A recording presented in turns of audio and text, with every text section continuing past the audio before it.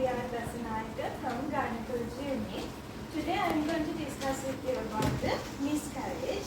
I have chosen this topic due to the heavy admissions today to our ward setting with the patients with miscarriage. So I am going to discuss with you about the miscarriage. First of all, let's start with the definition.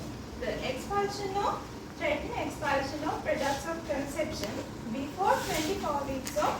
So, if after 24 weeks, we call it as IUD or intrauterine death. Mostly, the patients are clinically presented to the ward with vaginal bleeding. This is the most common symptom. 10% to 20% of clinical pregnancies are presented to the ward with the vaginal bleeding, and also patients are complaining of abdominal pain also. Let's talk about the types of miscarriage. So there are mainly 5 types of miscarriage. The first one is threatened miscarriage, and the second one is inevitable miscarriage, and the third one is incomplete miscarriage, and the fourth one is complete miscarriage, and the fifth one is, the last one is miscarriage. Here I have made a graph to make you understand more easy the type of miscarriage and the ultrasound scan findings and the clinical presentation and the management.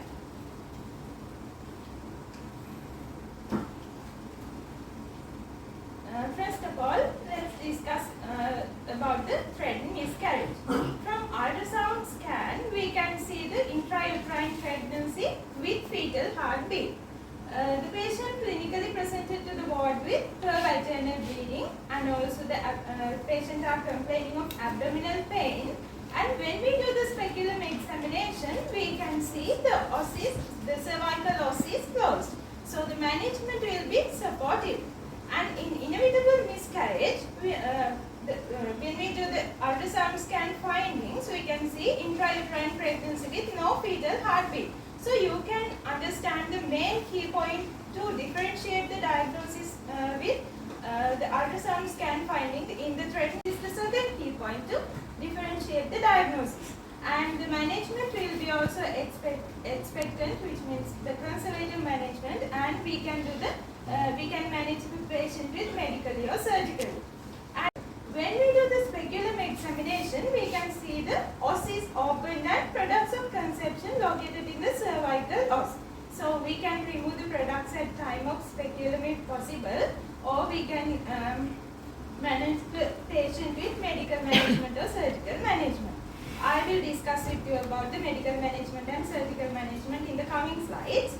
And when we move into complete miscarriage, we can see the empty uterus via ultrasound scan.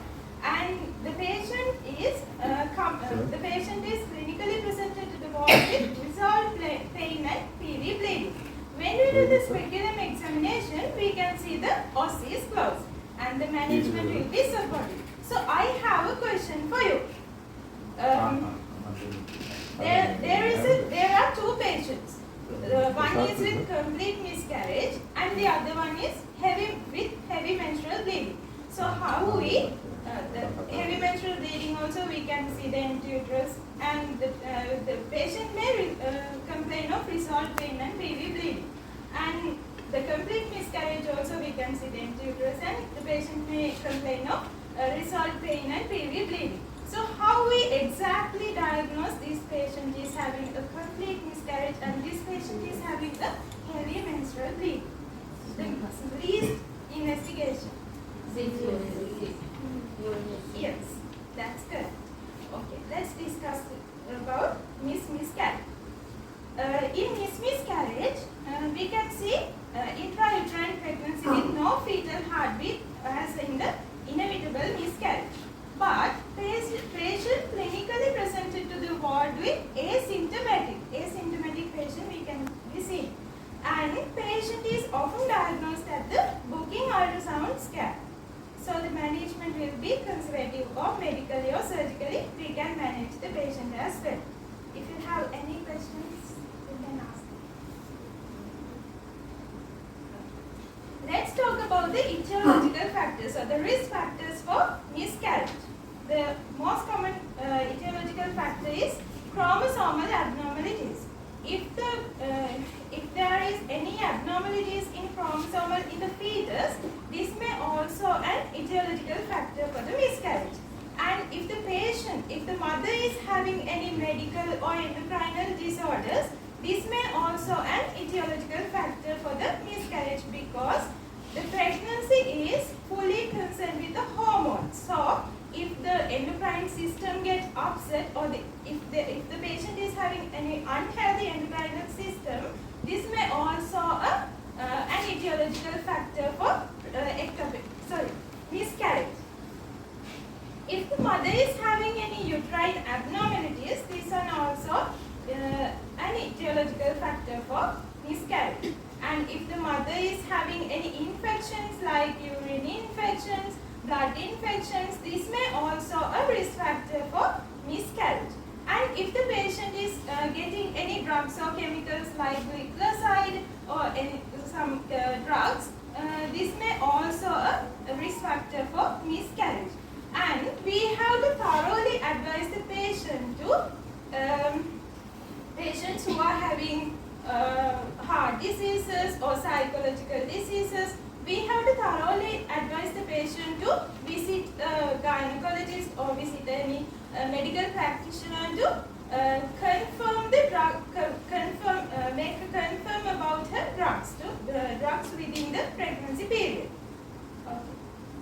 Let's talk about the investigations that are in miscarriage.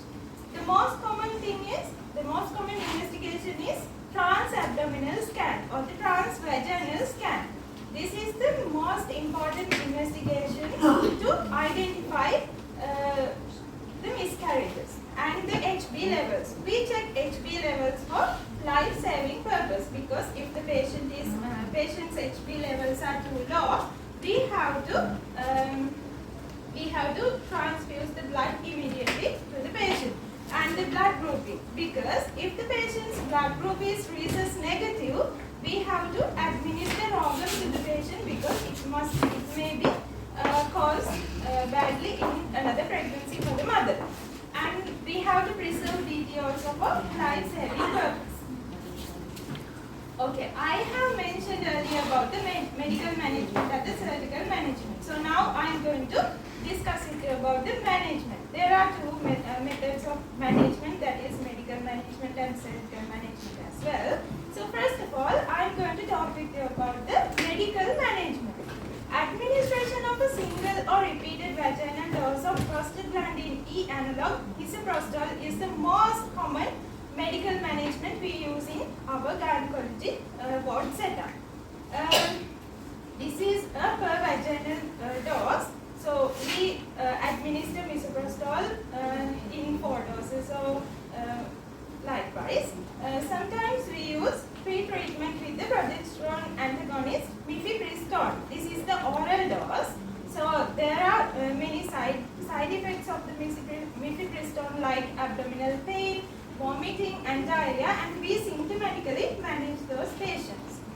And in the surgical management, we use this surgical management if the patient presented with the persistent excessive bleeding and for hemodynamically unstable patients.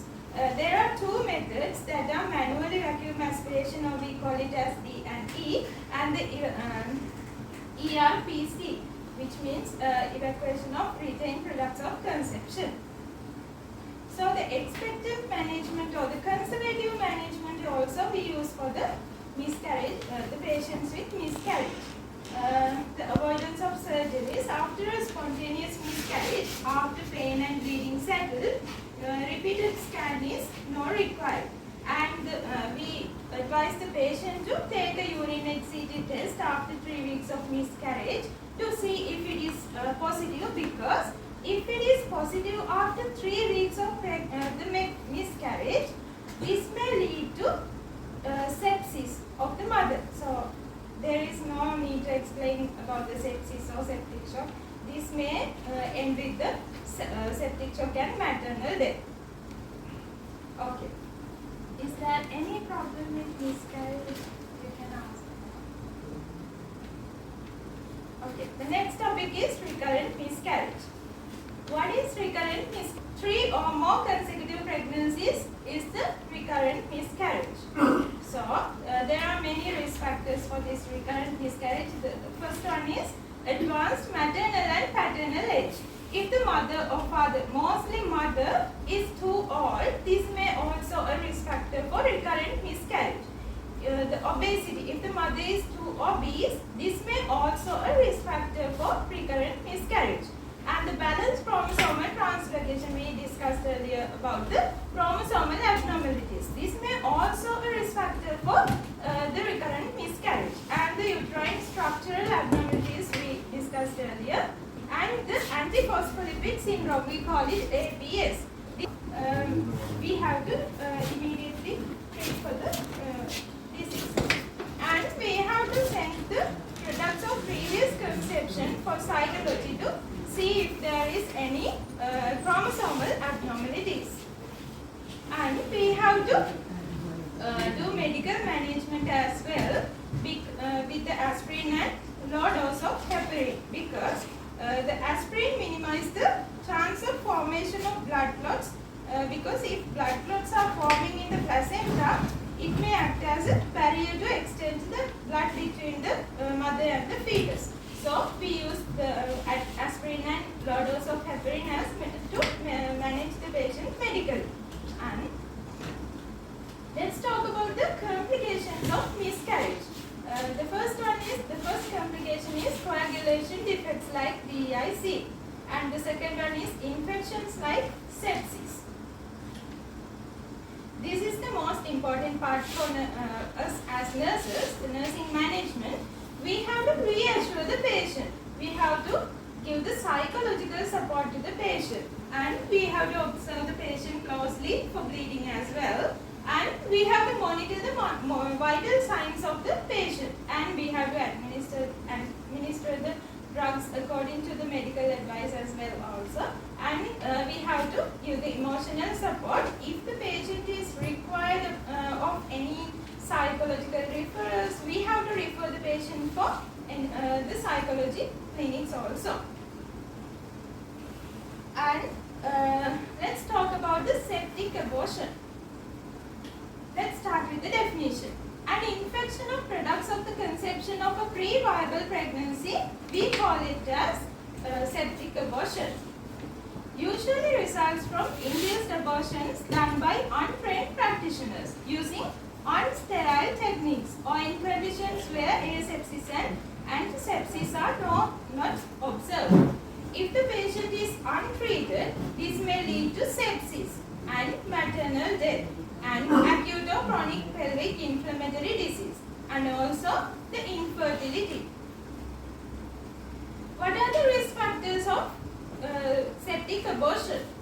Induced abortions without universal precautions. Incomplete evacuation during the treatment of miscarriages. I have mentioned earlier about the ERPC and DNE. So if there is any incomplete evacuation during the treatment, this may also lead to septic abortion.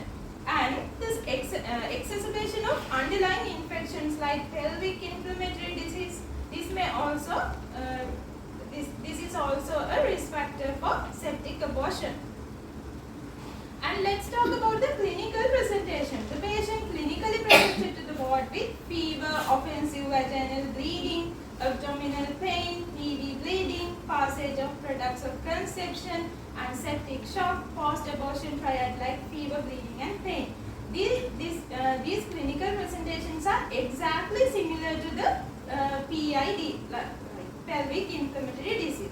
So, how we exactly diagnose the patient as pelvic inflammatory disease, or she is having any septic abortion? This, as nurses, again the urine HCG. The common causative organisms for septic abortions are Escherichia coli, Enterobacter, Proteus, Streptococci, Staphylococci, anaerobe including Clostridium. And the management, this is the most important part. The initial resuscitation may lead to the septic abortion patient. we have to start intensive broad-spectrum antibiotic therapy immediately, like clindamycin, gentamicin, and ampicillin. We have to immediately do uterine evacuation like D and E. We have to advise the patient about the post-abortion contraception also. So, these are the complications of septic abortion: hemorrhage, generalized peritonitis, endotoxic shock, acute renal failure, and thrombophlebitis are the common complications in septic abortion. Okay, is there any problems regarding miscarriage or the septic abortion or the recurrent miscarriage? You can ask. Okay, let's talk about the ectopic pregnancy. This is the most interesting part in gynecological unit and the most emergency case in gynecology unit. So, what is an ectopic pregnancy? The implantation of pregnancy outside the normal uterine cavity, we call it as ectopic pregnancy. So there are a lot of types of ectopic pregnancy, like in the fetus can be implanted in the ovaries or in the cervix or the isthmus and or the cornual or even can implant it in the abdominal also. The etiological factors or the risk factors for the ectopic pregnancy. Damaged fallopian tube due to pelvic infections. I have mentioned this earlier, like PID. This may also lead for causing ectopic pregnancies. So, if the patient is having any history of ectopic pregnancy, this is also an etiological factor for ectopic pregnancy. If the patient is having any history of tubal surgeries like salpingostomy or likewise, this may also an etiological factor for the ectopic pregnancy. Functional alterations in fallopian tube due to smoking and increased maternal age. So, if the mother is too old, if the mother's age is increased, the functions of the system, not only mothers, normally in humans, when we are aging, our functions of the systems are somewhat decreased. So, if the maternal age is increased, there may be functional alterations in fallopian tube. This may also an etiological factor for the ectopic pregnancy. And if the patient has any history of abdominal surgery like appendicectomy, this may also a risk factor for the ectopic pregnancy. Or if the patient is having any treatment for subfertility like IVF, this may also an etiological factor for ectopic pregnancy. And if the patient is if someone is pregnant while wearing any IUCD, we call it as commonly loop. If someone is pregnant while she is on IUCD, this may also a risk factor for ectopic pregnancy. And if the patient is having any endometriosis or if the patient is getting any oral contraceptive pills, these are also common risk factors in ectopic pregnancy. And let's talk about the investigations in ectopic pregnancy. The most common investigation is transabdominal scan or the transvaginal scan. This is the only investigation we can diagnose the patient who are having any ectopic pregnancy. And again, we check the full blood count for life-saving purpose, and we can send serum beta HCG. We can check serum beta HCG levels for the rising of the HCG levels in patient to see if there is any pregnancy or not. Let's talk about the clinical presentation. Usually, these patients are presented to the ward earlier in the gestation. There are two types of ectopic pregnancies, that are unruptured ectopic pregnancy and the ruptured ectopic pregnancy. So, the patients who are having unruptured ectopic pregnancy, clinically presented to the ward with recurrent colicky abdominal pain localized to an iliac fossa and the iliac fossa tenderness and adnexial mass and tenderness and also the cervical motion tenderness. The management for these unruptured ectopic pregnancy patients are divided into two categories, that is medical management and the surgical management. In medical management, we commonly use methotrexate. We administer them intramuscular. The methotrexate is a folic acid antagonist. It inhibits DNA synthesis. So the methotrexate dose is calculated due to body surface of the patient. After administering IM methotrexate to the patient, we have to check serum beta-HCG levels in 4 days and 7 days and 11 days, weekly until undetectable, until no visible fetal heartbeat and no symptoms of pain, and the gestational sac diameter less than 35 millimeter. So, there are many contraindications for medical management also in using IM methotrexate. What are the contraindications? If the patient is having any chronic liver, renal or hematological disorders, this is a contraindication for using medical management. So we have to first check the renal function test. We have to do renal function test, liver function test and the PTINR and APTT.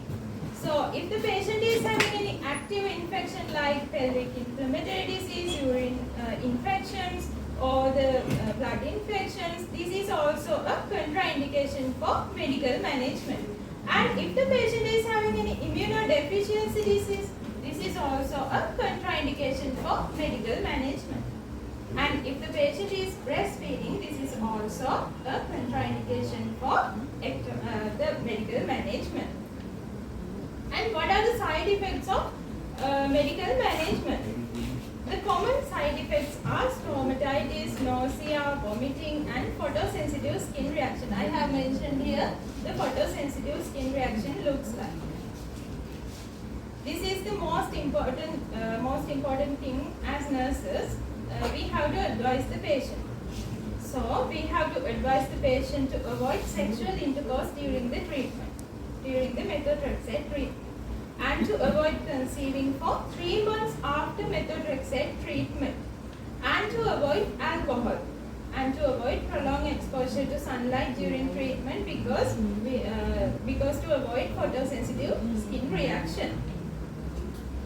The surgical management we use for unruptured ectopic pregnancy patients commonly is the laparoscopy. And this is the most interesting part, ruptured ectopic pregnancy. The clinical presentations of ruptured ectopic pregnancy is sudden onset generalized abdominal pain with or without shoulder tip pain. So the patient complains of generalized abdominal pain with or without shoulder tip pain, and the patient complains of faintish attacks, and the patient is having any scanty vaginal bleeding also. And when we monitor this patient, we can see the hypertension and bradycardia also in these patients. And initial management in ruptured ectopic pregnancy, I have mentioned here for hemodynamically unstable patients. Help is sought and emergency resuscitation is commenced. So we have to immediately resuscitate these patients. As nurses, we have to immediately insert 2 white gauze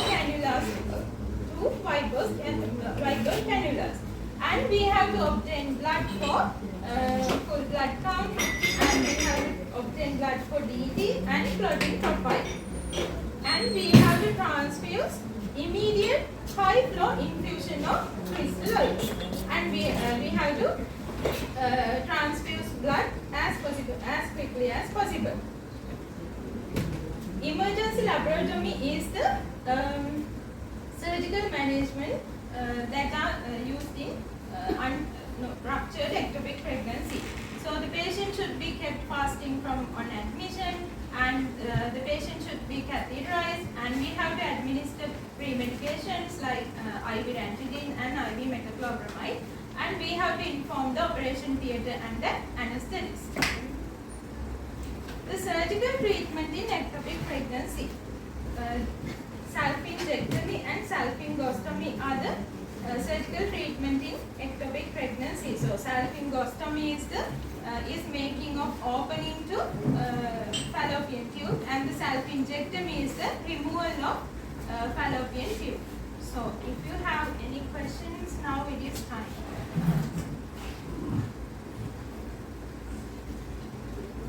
Thank you all for listening and have a nice day.